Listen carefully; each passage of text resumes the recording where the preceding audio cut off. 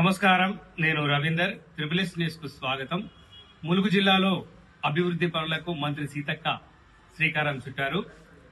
ఏటూరు Nagaram, Tadvai market యార్డ్లలో CC రోడ్ల నిర్మాణానికి శంకుస్థాపనలు చేశారు. రైతులు, వాహనదారులు ఎదుర్కొంటున్న సమస్యలకు 3.5 కోట్లతో ఈ పనులకు శ్రీకారం చుట్టారు.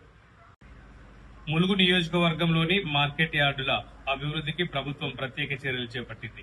ఇందులో భాగంగా తాడ్వాయి, ఏటూరు నాగారం మార్కెట్ యార్డులలో సీసీ రోడ్ల నిర్మాణానికి సుమారు 3.5 కోట్ల నిధులు మంజూరయ్యాయి. తాడ్వాయికి 80 లక్షలు, ఏటూరు నాగారానికి 2.23 కోట్లు కేటాయించారు.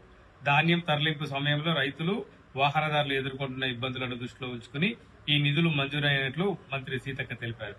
అలాగే ధాన్యం నిల్వ కోసం 10 ఎకరాల వరకు స్థలం సమీకరించి గోదాములు నిర్మించేందుకు చర్యలు తీసుకోనున్నట్లు వెల్లడించారు.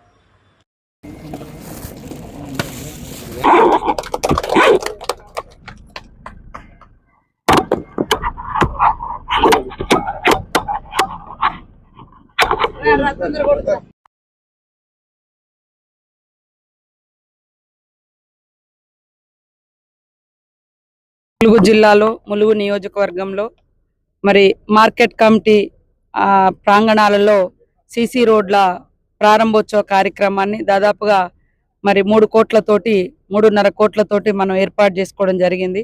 తాడ్వాయిలో సీసీ రోడ్డు 80 లక్షలు, అదే విధంగా ఏటూరు నాగారంలో 2.23 కోట్లతోటి ఇక్కడ కూడా సీసీ రోడ్ల నిర్మాణం చేపట్టడం జరిగింది.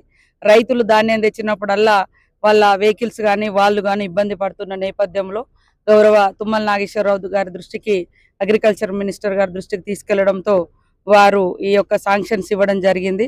అదే కాకుండా రాబోయే రోజులలో కూడా మరి ధాన్యం మనం కొనుగోలు చేసిన తర్వాత ఎక్కడ పెట్టుకోవాలనేది కూడా ప్రాబ్లం ఉంటే వాటికి కూడా స్థలాల సేకరణ చేస్తా ఉన్నాం.